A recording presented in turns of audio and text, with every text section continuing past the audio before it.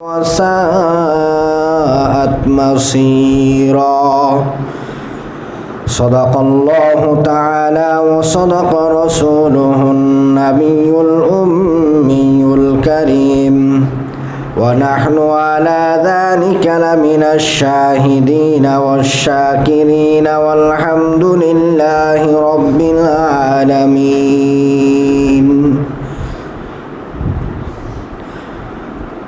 মুআজ্জাজ ও মুহতারাম সম্মানিত মুসল্লিয়ান, দিগার মুরব্বিয়ানে ইজম, বিভিন্ন জায়গা থেকে আগত ইসলাম প্রিয় ভাই ও বন্ধুরা, মা ও বোনেরা, আমরা আল্লাহ সুবহানাহু ওয়া তাআলার মহান দরবারে শুকরিয়া আদায় করি, যার অশেষ মেহেরবানিতে প্রতি জুমার মতো আজকেও জুমার সালাত আদায় করার উদ্দেশ্যে মসজিদে আসতে পেরেছি। সেই জন্য বলে আলহামদুলিল্লাহ। সম্মানিত উপস্থিতি, আজকের খুতবাতুল জুমার আলোচনার বিষয়বস্তু হলো আল্লাহ তাআলার ব্যাপারে সুধারণা পোষণ করা প্রসঙ্গে। কি নিয়ে আলোচনা করব বলেন তো? আল্লাহর ব্যাপারে সুধারণা, ভালো ধারণা পোষণ করার প্রসঙ্গে আজকে আমরা আলোচনা করব ইনশাআল্লাহ। আমরা কেন এই ব্যাপারটা নিয়ে আজকে আলোচনা করব, তার পিছনের কারণ হলো আল্লাহ রাসূল সাল্লাল্লাহু আলাইহি সাল্লামের ইন্তিকালের 5 দিন আগে থেকে রাসূল সাল্লাল্লাহু আলাইহি সাল্লাম তার উম্মতদেরকে গুরুত্বপূর্ণ বিষয়ে ওসিয়ত করতেছিলেন। বিভিন্ন গুরুত্বপূর্ণ বিষয়গুলো তিনি বলতেছিলেন। ঠিক এমনই 3 দিন আগে রাসূল সাল্লাল্লাহু আলাইহি সাল্লাম যেই কথাটা বললেন, তার মধ্য থেকে গুরুত্বপূর্ণ একটা কথা, যেই কথাগুলো বলেছিলেন তার মধ্য থেকে গুরুত্বপূর্ণ একটি কথা হলো, যেটা জাবের রাদিয়াল্লাহু তাআলা আনহু থেকে বর্ণিত হয়েছে, সহিহ মুসলিমে এসেছে হাদিস। জাবের রাদিয়াল্লাহু তাআলা আনহু বলেন, আল্লাহ রাসূল সাল্লাল্লাহু আলাইহি সাল্লাম বলেছেন, লা ইয়ামুতান্না আহাদুকুম ইল্লা ওয়া হুয়া ইয়াহসিনুয-যন্না বিল্লাহি আযজা ওয়া জাল। জাবের, তোমাদের মধ্য থেকে কেউ যেন মৃত্যুবরণ না করে আল্লাহ রব্বুল আলামিনের প্রতি সুধারণা পোষণ করা ব্যতীত, আল্লাহর প্রতি ভালো ধারণা পোষণ করা ব্যতীত কেউ যেন না মরে। এখন ব্যাপারটা হলো, মরণ তো আমাদের আয়ত্তাধীন না, আমরা কে কখন মরবো এটা আমাদের জানা নেই। তো রাসূল বললেন, তোমরা কেউ মৃত্যুবরণ করবে না আল্লাহর প্রতি সুধারণা পোষণ না করে। তো যেহেতু মরণ আমাদের আয়ত্তাধীন না, কখন মরণ আসবে আমরা জানি না, আর ইন্তিকালের সময় যাতে আমাদের ধারণাটা আল্লাহর প্রতি ভালো ধারণা থাকে, এটা রাসূলের নির্দেশ। তা আমাদের করণীয় হলো, আমাদের যতদিন দুনিয়াতে হায়াত আছে প্রত্যেকটা মুহূর্তে আল্লাহর প্রতি আমাদের ধারণা ভালো থাকতে হবে, সুধারণা থাকতে হবে। তো রাসূল সাল্লাল্লাহু আলাইহি সাল্লাম যেহেতু ইন্তিকালের 3 দিন পূর্বে গুরুত্ব সহকারে বিষয়টা বলেছেন, তাও স্রষ্টার ব্যাপারে, সেই কারণে আমরাও বিষয়টাকে নিয়ে একটু গুরুত্ব সহকারে আলোচনা করতে চাচ্ছি। কাজে আপনাদের কাছে বিনীত অনুরোধ থাকবে, একটু মনোযোগ দিয়ে শুনবেন, বোঝার চেষ্টা করবেন এবং যা জানবেন সেই অনুযায়ী আমল করবেন ইনশাআল্লাহ। তা আমাদের আজকের আলোচনা হলো আল্লাহর ব্যাপারে সুধারণা পোষণ করার প্রসঙ্গে।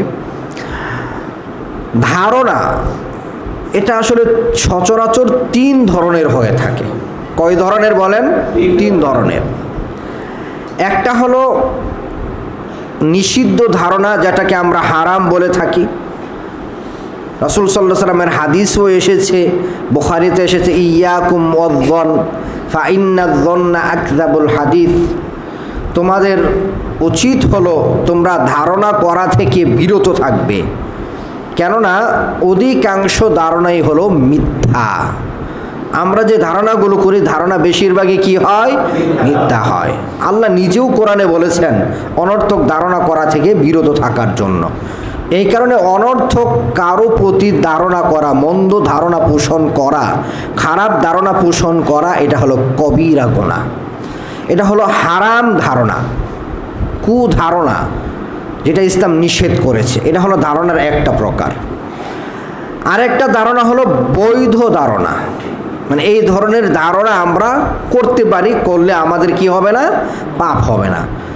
যেমন মনে করেন সমাজের একজন প্রসিদ্ধ চোর, সমাজের একজন প্রসিদ্ধ ডাকাত, মানুষের কাছে পরিচিত একজন জুলুমকারী, অত্যাচারী, সমাজের প্রসিদ্ধ কোনো খারাপ মানুষ, সমাজের মানুষ বেশিরভাগ মানুষ জানে সে যে খারাপ, তার সমাজের বেশিরভাগ মানুষ জানে সে খারাপ মানুষ, তার সমাজের বেশিরভাগ মানুষ জানে সে চোর, সে ডাকাত, সে জালেম। এখন তার জুলুমের ব্যাপারে, তার চুরির ব্যাপারে, সে ডাকাতি করতে পারে, সে কোনো খারাপই করতে পারে, এমন ধারণা করে তার কাছ থেকে সতর্ক থাকা, এটা কি না আমাদের জন্য অবৈধ না, এটা বৈধ। খারাপ মানুষের খারাপির ব্যাপারে যে কোনো সময় সে খারাপই করতে পারে, এই ধারণা আমার ভিতরে, আপনার ভিতরে আমরা রাখলে এটা আমাদের জন্য গুনাহ হবে না। এই ধারণা রাখা কি? বৈধ ধারণা। সালাত আদায় করতেছেন, সালাতের ভিতরে আপনি 4 রাকাতওয়ালা নামাজ 3 রাকাত পড়ার পর আপনার মনে সন্দেহ জেগে গেল, 3 রাকাত পড়লেন না 4 রাকাত পড়লেন, এই জায়গায় যে কোনো একটা ধারণা আপনি করতে পারেন যে আমি হয় 3 রাকাত পড়লাম, না হয় আমি 4 রাকাত পড়ছি, এমন একটা ধারণা আপনি করতে পারেন। এটাও ধারণা, এই ধরনের ধারণা বৈধ ধারণা। এখানে ধারণা করা আপনার কি না? নিষেধ না। প্রথম আমরা কি বললাম? হারাম ধারণা, যেটা মানুষের ব্যাপারে অনর্থক ধারণাগুলো করা হয়, ইমানদারদের ব্যাপারে, ভালো মানুষের ব্যাপারে। আরেকটা হলো বৈধ ধারণা, সমাজের প্রসিদ্ধ খারাপ মানুষের খারাপি করতে পারে এই ধারণা পোষণ করে তার খারাপি থেকে বাঁচার জন্য প্রচেষ্টা করা, এই যে একটা ব্যাপার। বা সালাতের ভিতরে যে উদাহরণটা দিলাম, এই ধরনের ধারণা বৈধ, এটা কোনো কি নাই, সমস্যা নাই। কথা বুঝেন? মনোযোগ দিয়ে শুনবেন। আর আরেক ধরনের ধারণা হলো ওয়াজিব ধারণা, বাধ্যতামূলক ধারণা। এই ধারণা আপনাকে আমাকে পোষণ করতেই হবে, না হলে ঈমানদার হওয়া যাবে না। সেটা হলো আল্লাহর ব্যাপারে সুধারণা। সেটা কোনটা? আল্লাহর ব্যাপারে। কার ব্যাপারে? আল্লাহর ব্যাপারে। আল্লাহর ব্যাপারে সুধারণা পোষণ না করলে আপনার তাওহীদ ঠিক হবে না, তাওহীদ ক্লিয়ার হবে না। আল্লাহর ব্যাপারে সুধারণা পোষণ না করতে পারলে ইমানের ভিতরে সমস্যা থাকবে, পূর্ণাঙ্গ ইমানদার হওয়া যাবে না। এই হলো ধারণা 3 প্রকারের। কারণ আমরা আজকে ওই বৈধ ধারণা নিয়েও কথা বলবো না, হারাম মানুষের প্রতি, ভালো মানুষের প্রতি অনর্থক খারাপ ধারণা পোষণ করা, ওই ধারণা নিয়েও আমরা কথা বলবো না। যেই ধারণা পোষণ করা প্রত্যেকটা বান্দার জন্য বাধ্যতামূলক, আল্লাহর ব্যাপারে যে সুধারণা আছে, সেই সুধারণার প্রসঙ্গে আজকে আমরা কথা বলবো। আল্লাহর প্রতি সুধারণা বলতে বোঝায়, সংক্ষেপে যদি আমরা বলতে চাই, সেটা হলো আল্লাহ রব্বুল আলামিনকে সকল দোষ ত্রুটি থেকে মুক্ত রেখে আল্লাহ তাআলার জন্য যেই সমস্ত নাম, যেই সমস্ত গুণগুলো কোরআন সুন্নাতে সাব্যস্ত করা হয়েছে, কোরআন সুন্নাতে যেই সমস্ত নাম এবং গুণাবলী এসেছে, ওইগুলো ওই রকমভাবে কোরআন সুন্নাহ অনুযায়ী, আল্লাহর ব্যাখ্যা অনুযায়ী, রাসূলুল্লাহ সাল্লাল্লাহু আলাইহি সাল্লামের ব্যাখ্যা অনুযায়ী, সাহাবায়ে কেরামের আদর্শ অনুযায়ী সাব্যস্ত করা এবং সব দোষ ত্রুটি থেকে আল্লাহকে মুক্ত রাখা, এটাই হলো আল্লাহর ব্যাপারে সুধারণা। আল্লাহর যত নাম আছে, যত গুণ আছে, আল্লাহর ব্যাপারে কোরআন সুন্নাহ অনুযায়ী সাব্যস্ত করব। এর বাহিরে আমরা আল্লাহর প্রতি কোনো ধরনের দোষারোপ করব না। কোরআন সুন্নাহর বাহিরে আল্লাহর ব্যাপারে কোনো আমরা কি করব না, অন্য কোনো ধারণা পোষণ করব না। যদি এটা করতে পারি তাহলে আল্লাহর ব্যাপারে আমাদের কি হবে? সুধারণা পোষণ করা হবে, আল্লাহর ব্যাপারে ভালো ধারণা পোষণ করা হবে। এই যে সুধারণা পোষণ করা, ভালো ধারণা পোষণ করা, এটা কিন্তু একদিকে ইবাদত। আবু দাউদের হাদিসে এটা এসেছে, আল্লাহর প্রতি সুধারণা করা এটা হলো একটা ইবাদত। আবার আমরা প্রথমেই বললাম যে আল্লাহর প্রতি সুধারণা পোষণ করা এটা তাওহীদের একটা অংশ, এটা ঈমানের একটা অংশ। এছাড়াও সহিহ আল বুখারীর হাদিস এসেছে, আবু হুরায়রা রাদিয়াল্লাহু তাআলা আনহু থেকে বর্ণিত হাদিস। আবু হুরায়রা রাদিয়াল্লাহু তাআলা আনহু বলেন যে আল্লাহ রাসূল সাল্লাল্লাহু আলাইহি সাল্লাম বলেছেন। আবার আল্লাহ রাসূল সাল্লাল্লাহু আলাইহি সাল্লাম বলেন যে কাল আল্লাহ, এই কথাটা আল্লাহ বলেছেন, মানে এটা হাদিসে কুদসি। কথাটা কি? আনা ইনদা যন্নি আবদি বি, আমি আমার বান্দার জন্য, আমি আমার বান্দার সাথে ওই রকম ব্যবহারই করি আমার বান্দা আমার প্রতি যেমন ধারণা রাখে। কথাটা বুঝছেন? আমার বান্দা আমার প্রতি যেমন ধারণা রাখে আমি আমার বান্দার প্রতি ওই রকম ব্যবহারই আমি করি। আমার বান্দার জন্য আমি সেই রকম আমার বান্দার ব্যাপারে ওই রকম আচরণই আমি করি। তাহলে আপনি যদি আল্লাহর ব্যাপারে সুধারণা রাখেন, তাহলে আল্লাহর ব্যাপারে আপনি যেই ধরনের ধারণা রাখবেন আল্লাহ আপনার জন্য এমন নিয়ামতই আপনাকে দিবেন। তাহলে সুধারণা আমাদের পোষণ করা লাগবে। তাছাড়া দেখেন আমরা সুধারণা কেন পোষণ করব? যে মন্দ ধারণা যারা পোষণ করে আল্লাহর ব্যাপারে যারা কুধারণা, খারাপ ধারণা রাখে, এদের ব্যাপারে আল্লাহ নিজে শাস্তির কথা বর্ণনা করেছেন, যাতে আমরা ওই ধরনের শাস্তিপ্রাপ্ত জাতির অন্তর্ভুক্ত না হয়, শাস্তিপ্রাপ্ত বান্দাদের অন্তর্ভুক্ত না হয়। এই কারণে আমাদেরকে আল্লাহর ব্যাপারে সুধারণা পোষণ করতে হবে। কারণ আল্লাহর ব্যাপারে যারা মন্দ ধারণা পোষণ করে তাদের ব্যাপারে কি শাস্তির কথা আছে? আল কোরআনের সূরা ফাতহ, এই সূরার 6 নম্বর আয়াত, যেখানে আল্লাহ রাব্বুল আলামিন বলতেছেন ওয়ায়ুআযিবাল মুনাফিকিনা ওয়াল মুনাফিকাত, আল্লাহ রাব্বুল আলামিন শাস্তি দিবেন মুনাফিক নারী মুনাফিক পুরুষদেরকে, ওয়াল মুশরিকিনা ওয়াল মুশরিকাত, মুশরিক পুরুষ এবং মুশরিক নারীদেরকে। কেন? আয-যান্নিনা বিল্লাহি যান্নাস সাও, তারা আল্লাহর ব্যাপারে মন্দ ধারণা পোষণ করে। আল্লাহর ব্যাপারে মন্দ ধারণা পোষণ করার কারণে মুনাফিক পুরুষ নারী, মুশরিক পুরুষ নারীদেরকে আল্লাহ কি দিবেন? শাস্তি দিবেন। বলেন কি দিবেন? শাস্তি দিবেন। শাস্তিটা কেমন হবে? দুনিয়ার শাস্তিটা হলো এরকম যে আলাইহিম দাইরাতুস সাউ, চক্রাকারে তাদের উপর বিভিন্ন সমস্যা, বিভিন্ন বিপদ, বিভিন্ন ঝামেলা তাদের উপর আসতেই থাকবে। চক্রাকারে বুঝেন তো? একটা শেষ হওয়ার আগে আরেকটা, শেষ হতে না হতে আরেকটা, মানে বিপদ থেকে, ঝামেলা থেকে, সমস্যা থেকে মুক্ত হতে দিবেন না। আল্লাহ বিপদ লাগাই রাখবেন।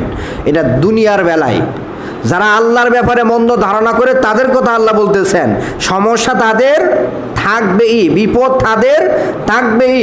এটা হলো আলাইহিম দাইরাতুস সাউ দুনিয়ার ক্ষেত্রে।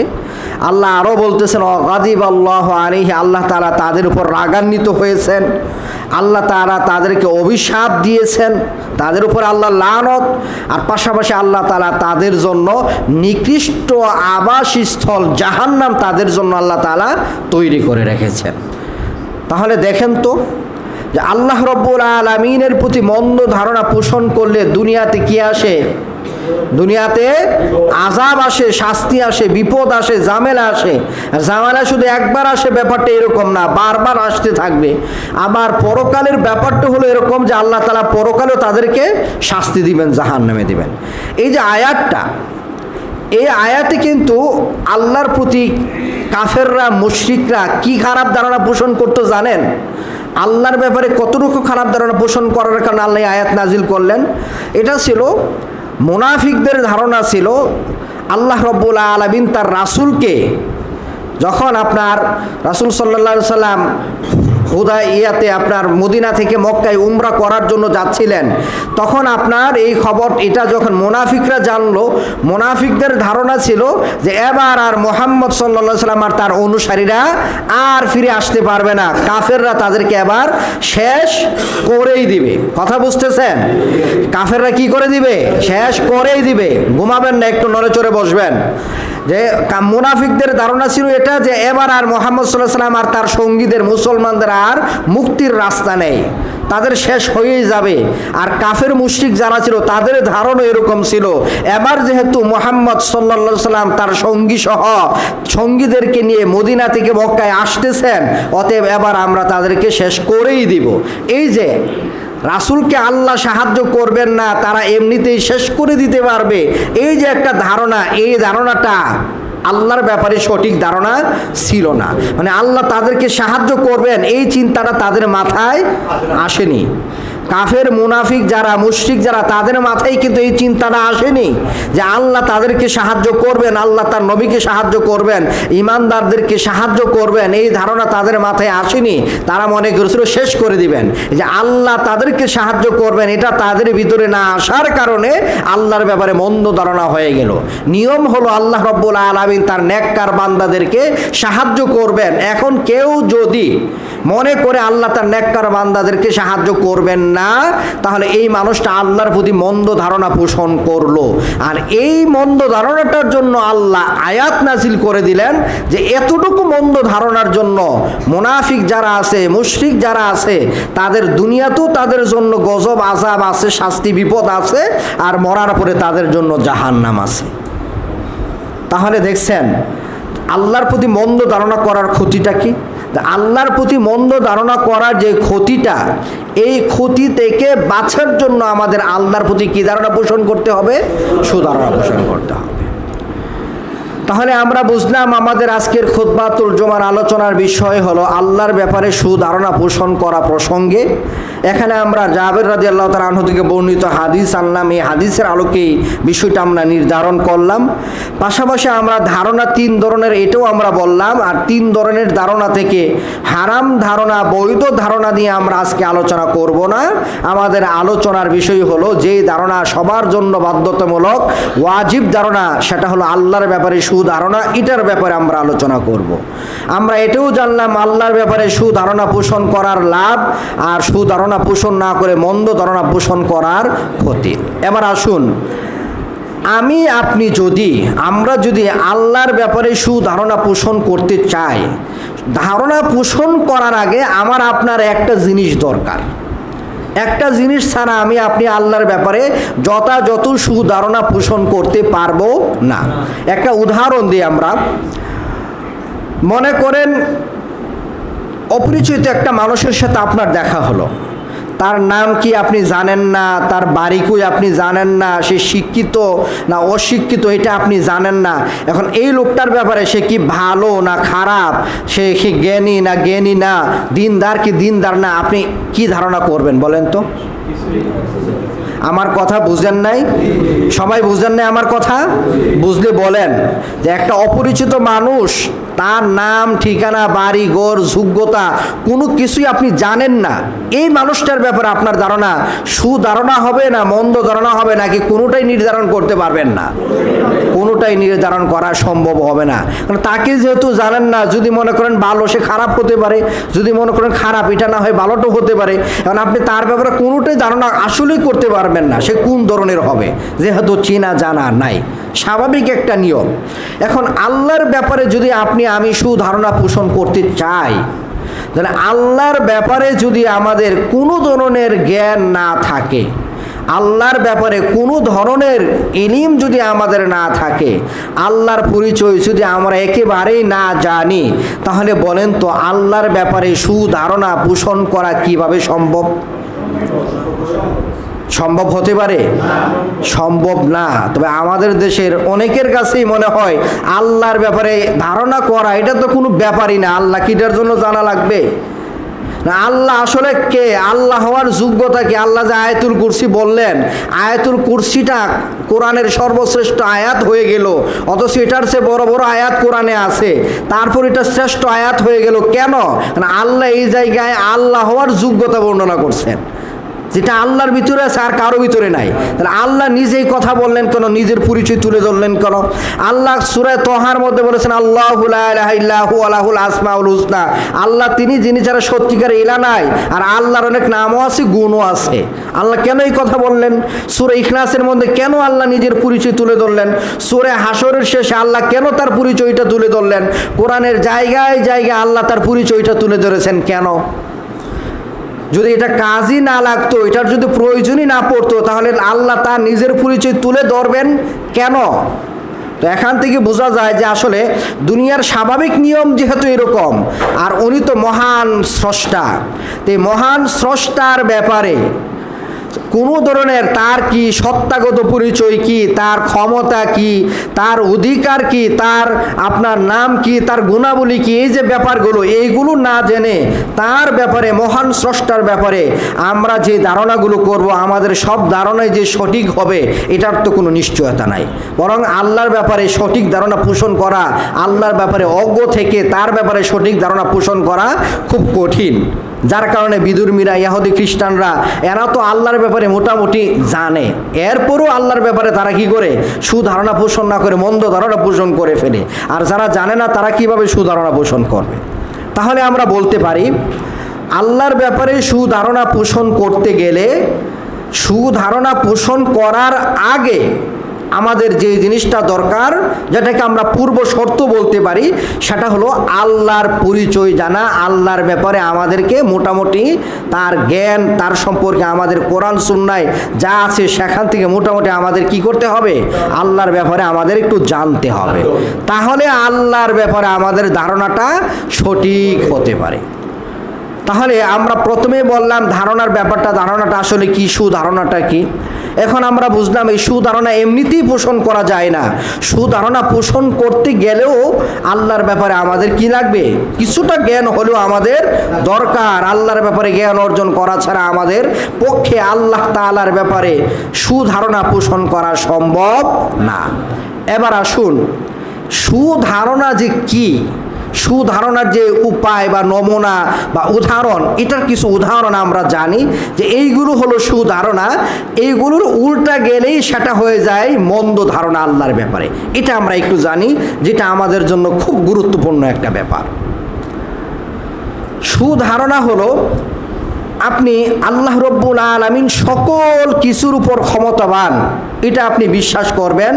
আল্লাহ রব্বুল আলামিন কোনো কিছু চাইলে কুন ফায়াকুন, চাইলেই আল্লাহ তারা করে দিতে পারেন। আল্লাহ সকল দুষ্ত্রুটি থেকে মুক্ত, আল্লাহর ভিতরে কোনো কমতি নাই, আপনি এটা বিশ্বাস করবেন। এটা হলো সুধারণা। এর উল্টাটাই হলো কুধারণা।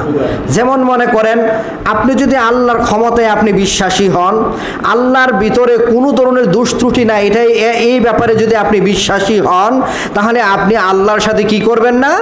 শিরিক করবেন না। কি করবেন না বলেন? শিরিক করবেন না। একজন মানুষ যদি এই ধারণা রাখে আল্লাহর ক্ষমতা আছেন, আল্লাহ চাইলেই সব কিছু করতে পারেন, আল্লাহ সব দোষ ত্রুটি থেকে মুক্ত, তাহলে এই মানুষটা কোনো দিন শিরিক করতে পারে না। এই মানুষটা বিপদে পড়ে তার পীরকে ডাকতে পারে না। এই মানুষটা নিঃসন্তান হলে সন্তানের জন্য কোনো মাজারের পীরের ধারস্থ হতে পারে না। এই মানুষটা তার মাথাটা আল্লাহ ব্যতীত আর কারোর সামনে মাথাটা নত করতে পারে না। আপনি যখন কোনো ধরনের শিরিক করবেন, তাহলে বোঝা গেল আল্লাহর ক্ষমতা কিছুটা কম। আল্লাহ সব কিছু করতে পারেন না, কিছু কিছু ক্ষেত্রে আল্লাহর সাহায্যকারী দরকার। নাউজুবিল্লাহ, আপনি শিরিক করে এটা বুঝাইলেন। তাহলে শিরিক করা এটা হলো আল্লাহর ব্যাপারে মন্দ ধারণা পোষণ করা, আর শিরিক থেকে বেঁচে থাকা এটা হলো কি আল্লাহর ব্যাপারে সুধারণা পোষণ করা। এটা হলো একটা উদাহরণ।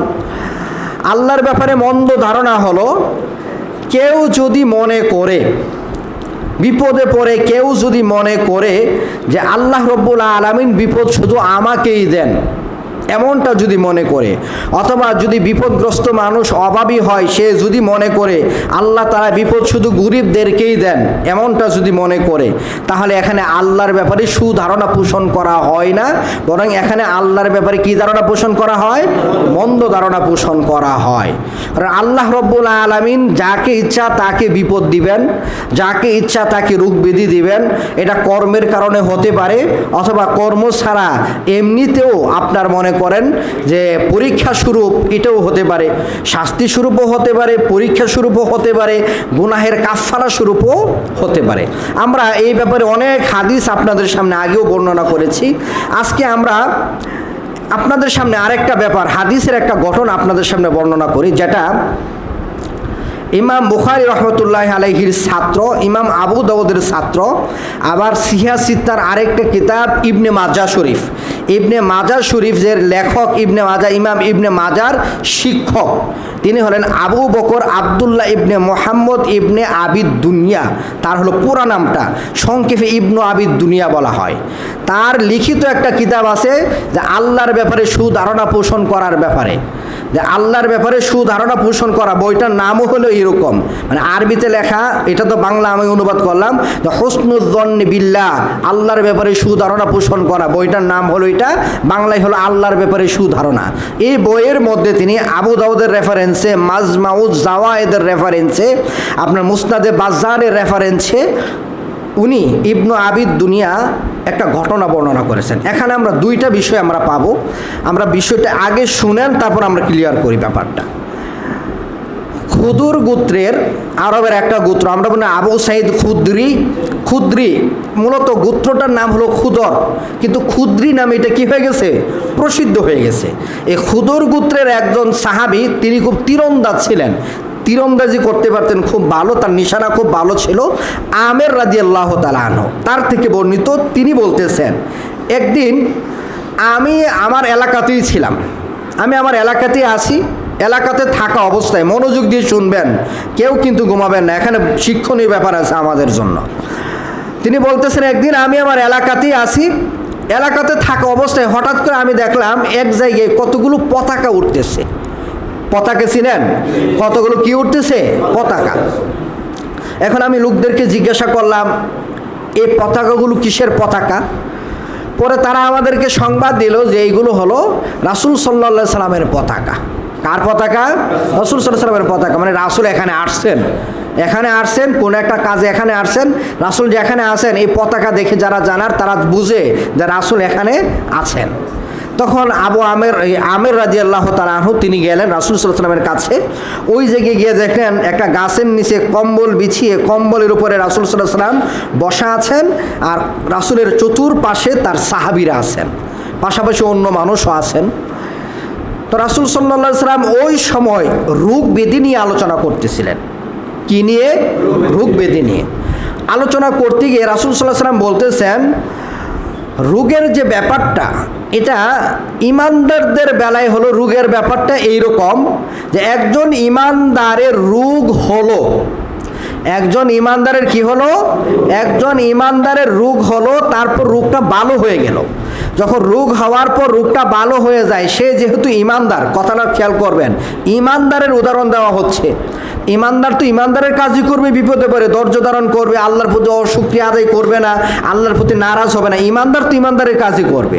রাসূল বলতেছেন ইমানদারের বেলায় রোগের উদাহরণটা হলো, রোগের ব্যাপারটা হলো এইরকম যে একজন ইমানদারের রোগ হলো, অতঃপর যখন রোগটা ভালো হয়ে গেল, এখন এখানে দুইটা ব্যাপার থাকলো। একটা হলো যেহেতু সে ইমানদার ছিল আর ইমানদারের রোগ হয়েছে, ইমানদারের বিপদ হলে আল্লাহ তাআলা এই বিপদের দ্বারা কি করেন, তার গুনাহ মাফ করেন।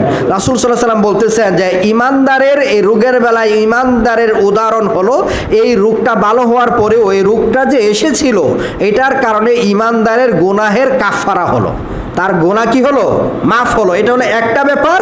আরেকটা ব্যাপার হলো ইমানদার মানুষ এই রোগ থেকে শিক্ষা অর্জন করে। কি অর্জন করে? শিক্ষা অর্জন করে যে রোগটা কেন হলো, এটা কি আমার কোনো কর্মের কারণে হলো কি না, আমার কোনো ত্রুটি আছে কি না, এটা দুনিয়াবি কোনো নিয়ম কারণের উল্টা হতে পারে, আবার ইসলামিক কোনো কারণও থাকতে পারে। এইরকম কারণ দর্শানো এবং সেখান থেকে নিজেকে ফিরিয়ে আনা, যেটা আমরা অনেক দিন আগে একটা হাদিস আপনাদেরকে বলেছিলাম। রাসূল সাল্লাল্লাহু আলাইহি ওয়াসাল্লাম একজন সাহাবীকে দেখতে গেলেন, অসুস্থ সাহাবী, গিয়ে দেখলেন যে সাহাবী খুব অসুস্থ। রাসূল বললেন, কি ব্যাপার, তুমি এত অসুস্থ, তুমি কি কি করেছিলে, কিসের বিনিময়ে এমনটা হয়ে গেল? তখন ওই লোকটা বলে, ইয়া রাসূলুল্লাহ, আমি এমন কাজ করেছি। রাসূল বললেন, না হাতে তুমি এটা না করে আল্লাহর কাছে রব্বানা আতিনা ফিদ দুনিয়া এই দোয়াটা তুমি পাঠ করো। রাসূল দোয়াটা শিখালেন, সাহাবী দোয়াটা পাঠ করলেন, পরে সুস্থ হলো। তা ব্যাপারটা হলো, রাসূল গিয়ে কিন্তু তাকে কারণ জিজ্ঞাসা করলেন, কি এমন কি তুমি করলা যেটার কারণে এত বড় বিপদ চলে আসলো? তার মানে ইমানদার মানুষ, এই হাদিসও বলা হচ্ছে ইমানদার মানুষ একদিকে রোগের দ্বারা তার গুনাহের কাফফারা হয়, আর অন্যদিকে সে এই অসুস্থতা থেকে শিক্ষা নেই ভবিষ্যতের জন্য।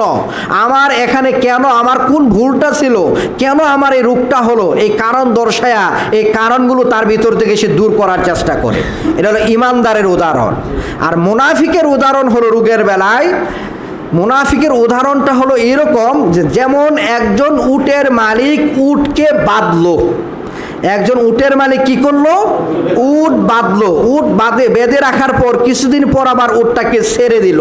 এখন বলেন তো, একজন উট, একটা উট, সে এটা বুঝতেও পারবে না যে কেন তাকে বেঁধে রাখা হয়েছিল। আবার এই বেঁধে রাখা থেকে সে ভবিষ্যতের জন্য কি করবে না? শিক্ষাও নিবে না। ঠিক মুনাফিক মার্কা মানুষ যারা, মুনাফিক যারা, তারা অসুস্থ হয়ে বিপদে পড়ে, তারা এখানে বিপদে পড়ার কারণে যেহেতু তারা ইমানদার না, তাদের কোনো সওয়াব হয় না। আর এই মুনাফিক মার্কা মানুষ বিপদ থেকে শিক্ষাও নেয় না, ভবিষ্যতের জন্য কি নেই না? শিক্ষাও নেই না, তাদের ব্রেন ওইদিকে যায় না। কেন হলো এই কারণ তারা দর্শায় না, খুঁজে বেড়ায় না। এই কথা বলার পর বসা ছিল না কিছু মানুষ, কিছু মানুষদের, এই মানুষদের মধ্য থেকে একজন মানুষ বলে উঠলো, ইয়া রাসূলুল্লাহ সাল্লাল্লাহু আলাইহি সাল্লাম, আল্লাহর কসম, আপনি কি রোগের কথা বলতেছেন? আমার তো জীবনে রোগী হয়েছে না। ব্যাপারটা বুঝছেন? আমরা বলি না, আরে এই কথা বলতেছেন, আরে এটা তো আমার জীবনে হয়েছেই না, এমন আর কি। আপনি কি অসুস্থতার কথা বলতেছেন? রোগ, আমার জীবনে তো রোগই হয়েছে না। রাসূল সাল্লাল্লাহু আলাইহি সাল্লাম বললেন, তুমি এখান থেকে দূর হয়ে যাও, তুমি আমাদের দলভুক্ত নও। তুমি এখান থেকে দূর হয়ে যাও, তুমি আমাদের কি নও? দলভুক্ত নও।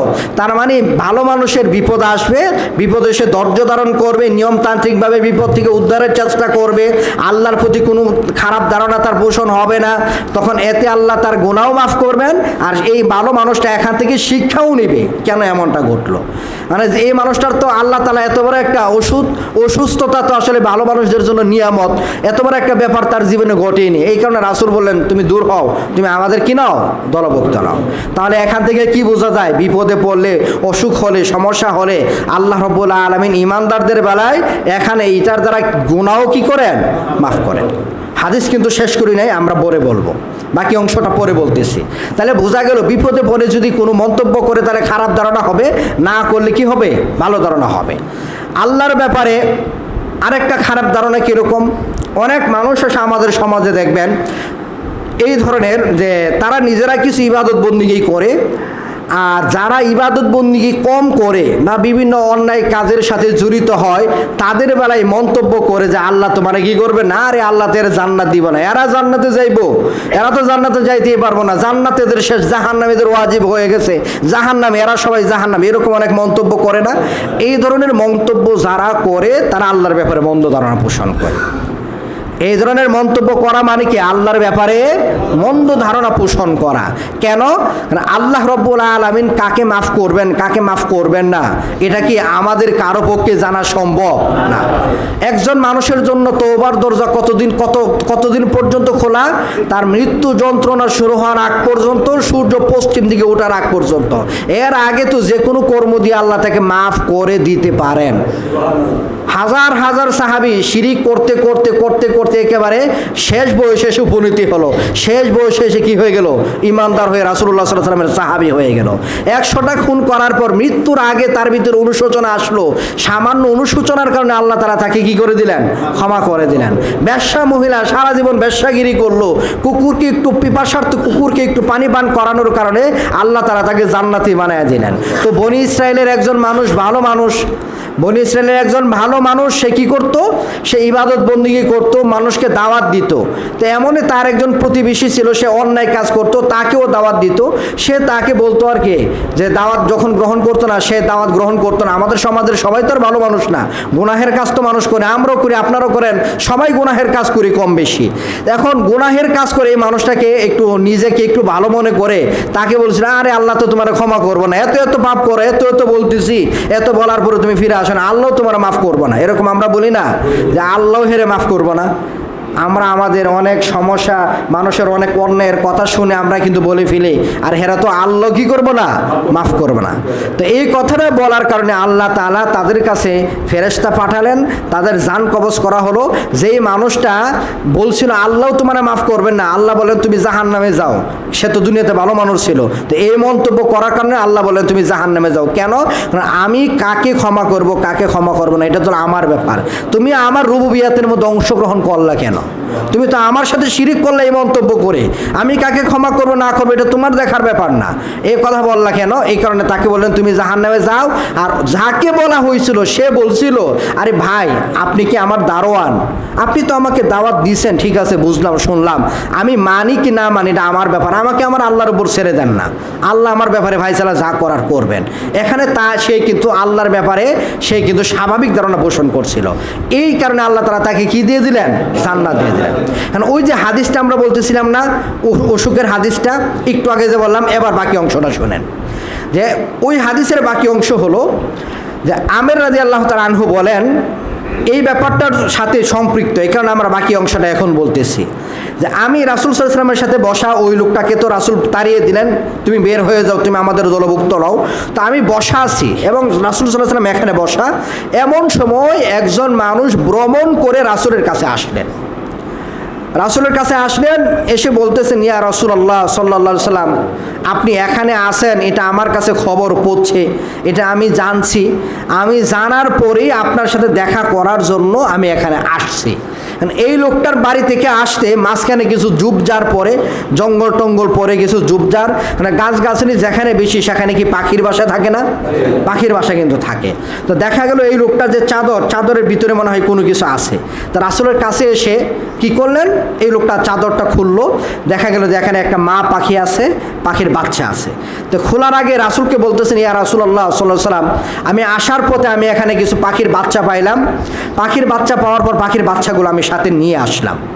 পাখির বাচ্চাগুলো নিয়ে আসার পর আমার মাথার উপর দিয়ে মা পাখিটা উঠতেছে। এখন আমি যখন বাচ্চাগুলোকে খুলে দেখাইলাম, মা পাখিটা সুন্দর করে আমার কাছে এসে গেল। ব্যাপারটা দেখেন, পাখি কি আমাদের কাছে এমনিতে আসবে? পাখি মানুষ দেখলে দূরে যায় প্রাণের ভয়ে। এই জায়গায় মা পাখিটা এই লোকটার কাছে আসলো। কেন আসলো বলেন তো? বাচ্চার মহব্বতে, তাই না? বাচ্চা আছে, বাচ্চার মহব্বতে তার কি ক্ষতি হবে এই চিন্তা সে করেনি। পাখিটা আমার কাছে আসলো, আমি এখন এই পাখিটা সহ পাখির বাচ্চা সহ আপনার কাছে নিয়ে আসলাম। রাসূল সাল্লাল্লাহু আলাইহি সাল্লামকে যখন এরপর দেখাইলো, দেখানোর পর খোলার পর চাদর খুলে দিল, মা পাখি তো যাচ্ছে না, মানে বাচ্চা সহ বসে আছে, মানে বাচ্চা ছাড়া যাবে না। এবার রাসূল সাল্লাল্লাহু আলাইহি সাল্লাম বলতেছেন, এই যে মা পাখিটা আর তার বাচ্চাদের প্রতি যে মমতা, দয়া, ভালোবাসা, ছেড়ে দেওয়ার পরেও সে বাচ্চাকে ছেড়ে সে যাচ্ছে না, নিজের প্রাণের কোনো ভয় নাই, বাচ্চার প্রতি তার এত মায়া, এই মমতা দেখে, মায়া ভালোবাসা দেখে তোমাদের কি আশ্চর্য লাগতেছে? এরপরে রাসূল সাল্লাল্লাহু আলাইহি ওয়াসাল্লাম বলতেছেন, জেনে রাখো আমার আপনার যে রব, আমাদের যে রব, আমার আল্লাহ, এই মা পাখিটা তার বাচ্চাদের প্রতি যেমন দয়াবান, এর চেয়েও আরো অনেক অনেক অনেক গুণ বেশি দয়াবান। অতএব আল্লাহ রাব্বুল আলামিন যে কাউকে আল্লাহ কি করতে পারেন? ক্ষমা করে দিতে পারেন। এই কারণে আল্লাহ সূরা জুমারের 53 নম্বর আয়াতে বললেন, হে ওই সমস্ত বান্দারা, ইয়া ইবাদিয়াল্লাযিনা আসরাফু লা তাকনাতু মির রাহমাতিল্লাহ, আমার রহমত থেকে তোমরা কি হবে না? নিরাশ হবে না। কারণ আমার রহমত থেকে নিরাশ, আল্লাহর রহমত থেকে নিরাশ হয়ে অন্য আয়াতে আসছে যারা কাফের, যারা গুমরা পথভ্রষ্ট, তারা আমার রহমত থেকে নিরাশ হয়। অতএব আল্লাহ মাফ করবেন না, আপনি নিজেও যদি এরকমটা মনে করেন, আপনি আল্লাহর প্রতি সুধারণা পোষণ করেননি, মন্দ ধারণা পোষণ করলেন। আপনি যদি আপনার ব্যাপারে ধারণা পোষণ করে আল্লাহ আপনাকে মাফ করবেন না, তাহলে আমিও আল্লাহর ব্যাপারে কি করলাম না? সুধারণা পোষণ করলাম না। আল্লাহ কাকে মাফ করবেন এটা আল্লাহর ব্যাপার। তাহলে এই যে দেখেন রাসূলের এই হাদিস থেকে বিষয়টা কিন্তু বোঝা যায়। এরপরে যে ব্যাপারটা, আরেকটা ব্যাপার আপনাদেরকে আমি বলি, বলেন তো একজন মাকে যদি তার সন্তানের দায়িত্ব দেওয়া হয় যে তুমি তোমার সন্তানটাকে জান্নাতে দিতে চাও না জাহান্নামে দিতে চাও, বলেন তো জান্নাতটা জাহান্নামটা দেখার পর জাহান্নামের মধ্যে দেখেন আরেকটা হাদিস বলি, তিরমিজির একটা হাদিস, আল্লাহ রাসূল সাল্লাল্লাহু আলাইহি ওয়াসাল্লাম বলতেছেন জাহান্নামে যেই শাস্তি আছে এটা যদি ইমানদাররা দেখতো তাহলে ইমানদার কোনোদিন জান্নাতে যাওয়ার আশা করতো না, বরং শুধু জাহান্নাম থেকে বাঁচার আশাটা করতো। ব্যাপারটা বুঝছেন? জাহান্নামের শাস্তি দেখলে জান্নাতের দরকার নাই, আমি শুধু জাহান্নাম থেকে বাঁচতে পারলেই হলো। ইমানদারদের কামনা শুধু এতটুকু থাকতো। অপরদিকে জান্নাতের যে নিয়ামত, এই নিয়ামতগুলো যদি কাফেররা দেখতো, রাসূল বলতেছেন কোনো কাফের দুনিয়াতে এত অন্যায় করার পরেও জান্নাতের নিয়ামত দেখার পর এদের ভিতর থেকে আশা দূর হতো না, তারা এরপরও আশাবাদী থাকতো আল্লাহ আমাকে জান্নাতে দিবেন। মানে আল্লাহ এত নিয়ামত দান করছেন, ব্যাপারটা বুঝছেন? জান্নাতে কত নিয়ামত আর জাহান্নামে কত শাস্তি। এখন এই জাহান্নামের শাস্তি দেখার পর জান্নাতের নিয়ামত দেখার পর মনে করে দেখা সম্ভব না। বর্ণনা তো আছে, জাহান্নামের বর্ণনা শোনার পর, জান্নাতের বর্ণনা শোনার পর পৃথিবীতে এমন কোনো মা আছে যেই মাটা পাগলি না, সে তার সন্তানকে জাহান্নামে পাঠাইতে চাইবে বলেন তো? অর্থাৎ বিষয়টা যদি এমন হয়, মাকে যদি অধিকার দেওয়া হয় যে তোমাকে অধিকার দেওয়া হলো, তুমি চাইলে তোমার সন্তানকে জাহান্নামে ঢোকাও, চাইলে তুমি জান্নাতে ঢোকাও। এখন বলো তো মা কোথায় ঢোকাবে? জান্নাতে। কেন? মা তো সন্তানের প্রতি অনেক দয়াবান। আল্লাহ রাসূল সাল্লাল্লাহু আলাইহি ওয়াসাল্লাম বলতেছেন যে আমার রবের দয়া 100টা দয়া, এর মধ্যে 99টা দয়া তার কাছে আছে, আর একটা মাত্র দয়া সকল সৃষ্ট জীবের ভিতরে আল্লাহ তাআলা বন্টন করে দিলেন। এর সামান্য একটা অংশ ওই পাখি, মা পাখিটার ভিতরে আসে, ওই সামান্য একটু অংশ ওই মায়ের ভিতরে আসে। এই দয়া পেয়ে যদি সন্তানকে মা যদি সে জাহান্নামে না দিতে চায়, এই সামান্য একটু দয়া পেয়ে মা পাখিটা যদি নিজের জীবনের তোয়াক্কা না করে সন্তানদের মায়া সে এখানেই পড়ে থাকে বা লোকটার কাছেই পড়ে থাকে, তাহলে 99 গুণ দয়া যেই রবের কাছে আছে, ইনি কাকে ক্ষমা করবেন কাকে ক্ষমা করবেন না, এটা আমি আপনি কি করে জানি? আমাদের পক্ষে জানা সম্ভব? আমাদের পক্ষে জানা সম্ভব নয়। এই কারণে হাদিসে নিষেধ আছে, আল্লাহ ক্ষমা করবেন না এমন মনোভাব পোষণ করা যাবে না, তবে আল্লাহকে ভয় করতে হবে। ব্যাপারটা বুঝছেন? আল্লাহকে ভয় পেতে হবে যে আল্লাহ আমি যে পাপ করছি আল্লাহ তো শাস্তিও দিবেন, জাহান্নাম তো আছে। হতে পারে আমি যদি এই অন্যায়ের কারণে জাহান্নামী হয়ে যাই, যদি শিরিক হয়ে থাকে তাহলে তো আর মাফ সম্ভব না। এখানে তো আমরা গত জুমাতে তো আমরা বলছিলামই ক্ষমা পাওয়ার জন্য যে আমাদের শর্ত, কাফের যারা কুফরি করে, শিরিক করে, নিফাক করে, এরা চিরস্থায়ী জাহান্নামী, এরা মাফ পাবেন, এটা তো আমরা বলেই দিয়েছিলাম। ওইগুলো কিন্তু আমাদের মাথায় রাখতে হবে। তাহলে এই যে ব্যাপারটা, যে এই ব্যাপার থেকে এখান থেকে বোঝা যায় যে আল্লাহর রহমত থেকে নিরাশ হওয়া যাবে না। নিরাশ হলে ওই আয়াত বিরোধী হবে। অতএব এখানে কি হবে? আল্লাহর প্রতি সুধারণা হবে না। আমরা অনেকেই মনে করি আমরা গুনাহগার, আল্লাহকে আমাদের কথা শুনবেন, এই কারণে আমরা পীরদের ওসিলা করি, আমরা বিভিন্ন আলেমদের মাধ্যমে দোয়া করাই। এই যে আপনি যে মনে করলেন আল্লাহকে আমার ডাক শুনবেন, এটা মনে করা মানে কি আল্লাহর ব্যাপারে মন্দ ধারণা পোষণ করা। মানে আল্লাহর প্রতি কোনো ধরনের ত্রুটি আসে এমন কোনো ধারণা করাই হলো মন্দ ধারণা। আর এমন ধারণা থেকে বেঁচে থাকে সেটাই হলো কি? সুধারণা। তাহলে সুধারণার কিছু নমুনা আপনাদেরকে বললাম। শিরিক করা যাবে না, বিপদে করে কোনো মন্তব্য করা যাবে না। অনেক সময় বলি না যে রোগে পড়ে অনেকেই বলে কিন্তু কি আর করা, আল্লাহ দিচ্ছে, এরকম আমরা বলি। বিপদ আল্লাহর পক্ষ থেকে আসে। কথার মিনিং কিন্তু দুই, কথা বলার ধরনের কারণে কথা কি হয়ে যায়? দুই ধরনের হয়ে যায়। যেমন একটা উদাহরণ দেই, আমি আপনাকে স্বাভাবিকভাবে বললাম যে তুমি কি আমাকে চিনো, স্বাভাবিকভাবে বললাম তুমি কি আমাকে চিনো মানে পরিচয়। আর আমি যদি একটু প্রশ্নবোধক আকারে বলি যে তুমি কি আমাকে চিনো, তার মানে তুমি কি আমার ক্ষমতা বুঝো। ব্যাপারটা এরকম হয়ে গেল না? একই কথা, ধরনের কারণে কিন্তু কি হয়ে গেল? পার্থক্য হয়ে গেল। তো এমনই যে আল্লাহ দিছে কি আর করা, তার মানে আল্লাহর সাথে তার কোলানি সম্ভব না। আল্লাহ এখন আমার প্রতি, আল্লাহ আমার কি করছেন, আল্লাহ আমার প্রতি জুলুম ডাইলা দিয়েছেন, এখন আর কি করুম। এই যে কথার ধরনটা কিন্তু এমন বোঝা যায়, এমনভাবে বলা যাবে না। বিপদ আল্লাহর পক্ষ থেকে আসে, আল্লাহ দেন মানুষের কর্মের কারণে, পরীক্ষার জন্য, গুনাহ মাফের জন্য, বিষয়টা ঠিক আছে, কিন্তু কথার ধরনের কারণে অনেক সময় এটা কি হয়ে যায়? খারাপ হয়ে যায়। আল্লাহর অনেকে আমরা সময়কে আমরা বলি যে আরে এই সময়টাই ভালো না, অনেক খারাপ সময় যাইতেছে, মানে এই যুগটাই ভালো না, এরকম আমরা বলি না। মূলত তো যুগের কোনো দোষ নাই, সময় তো আগের মতোই আছে, সময়টা একটু নিকটবর্তী হয়েছে, তাড়াতাড়ি চলে যায়। তো সময়ের মানুষ এনে খারাপ, সময়ের তো কোনো দোষ নাই, যুগটাই ভালো না বললে কি হলো? আল্লাহকে ডাইরেক্ট গালি দেওয়া হলো, আল্লাহর ব্যাপারে মন্দ ধারণা হয়ে গেল। তাইলে আমরা সব মন্দ ধারণা তার বলা সম্ভব না, আমরা কিছু নমুনা আপনাদেরকে বললাম। তা আপনারা মনে করবেন যেখানে আল্লাহ তার গুণ যেরকমভাবে বর্ণনা করছেন ওই জায়গায় কোনো ধরনের উল্টা মানে কোনো ত্রুটি যোগ করা, আল্লাহর প্রতি কোনো ত্রুটি আসবে এরকম কোনো কিছু করা, এরকম কোনো কাজ করা, এরকম কোনো মন্তব্য করা, এটাই হলো কি আল্লাহর ব্যাপারে মন্দ ধারণা পোষণ করা। এটাই হলে সুধারণা হবে না। তো বাস্তব প্রেক্ষাপট নিয়ে যদি আমরা কথা বলি, আমাদের সময়ও শেষ, বাস্তব প্রেক্ষাপট নিয়ে কথা বলে আমরা দেখব এই সব বেশিরভাগ জিনিস মানুষের ভিতরে আছে। মানুষ মনে করে আল্লাহ আমাকে মাফ করবেন না, মানুষ একজন আরেকজনকে বলে আল্লাহ হেরে, তো আল্লাহ হেরে মাফ করবো না, মানুষ শিরিক করে, মানুষ বিপদে পড়ে বলতেছে আল্লাহ আমাকেই দেখেন। অনেক সময় মানুষ মনে করে না দুনিয়াতে বালা মানুষেরই সব সুযোগ, বালা মানুষেরই শুধু বিপদ আর বিপদ, খারাপ মানুষের কি দুনিয়াতে শান্তি আর শান্তি, অনেকে এরকম মনে করে। এরকম মনে করো আল্লাহর ব্যাপারে মন্দ ধারণা পোষণ করা। আপনাদেরকে আমি একটা পরামর্শ দিব, খুব সহজভাবে, মানে ইবনু আবিদ দুনিয়ার বইটা কয়েকটা নুস্খা, কয়েকটা ধরন, এর থেকে সর্বোচ্চ মানে সবচেয়ে যেটা আপনার একটু নাড়ায় দেন তো, এটা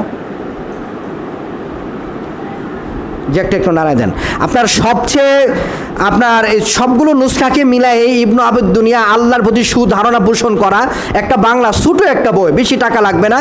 আপনারা যদি পারেন এই বইটা একটু সংগ্রহ করবেন। পুরাটা বইয়ের ভিতরে হাদিস আর কোরআনের আয়াত আর অল্প কয়েকটা ঘটনা এনে বুঝায় দেওয়া হয়েছে আমরা কিভাবে আল্লাহর প্রতি মন্দ ধারণা আমরা পোষণ করি। তো আপনারা আরও এই ধরনের যে বই আছে বইগুলো পড়ে এখান থেকে আপনারা জ্ঞান অর্জন করবেন। তো আমরা যদি আসলে বাস্তব প্রেক্ষাপট বলি, তাহলে বাস্তব প্রেক্ষাপটটা হলো আসলে পুরাটাই উল্টা। আমরা বেশিরভাগ মানুষই আল্লাহর ব্যাপারে সুধারণা যথাযথভাবে পোষণ করতে পারি না। তো অতএব আসুন আমরা এই ব্যাপারে সতর্ক হই, আল্লাহর ব্যাপারে যাতে আমাদের মন্দ ধারণা পোষণ না হয় সেদিকে আমরা সজাগ দৃষ্টি রাখি। আল্লাহ তাআলা আমাদের সবাইকে তৌফিক দান করুন।